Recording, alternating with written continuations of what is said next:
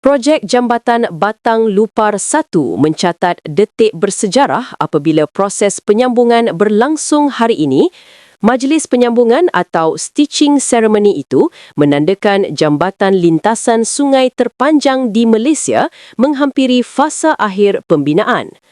Apabila siap sepenuhnya dan dibuka kepada orang awam pada Mei 2026, Jambatan Batang Lupar 1 akan menjadi mercu tanda kejuruteraan serta simbol kemajuan Sarawak dalam membangunkan infrastruktur berskala mega.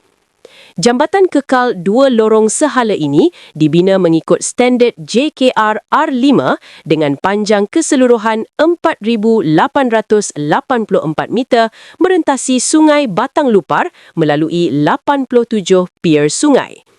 Jabatan Kerja Raya Sarawak menyatakan projek ini bakal memberi limpahan ekonomi besar sekaligus menyumbang kepada pembangunan sosio-ekonomi mampan di kawasan pesisir negeri.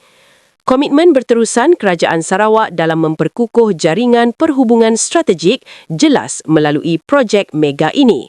Jambatan Batang Lupar 1 bukan sekadar infrastruktur tetapi simbol aspirasi pembangunan negeri menuju masa depan lebih makmur.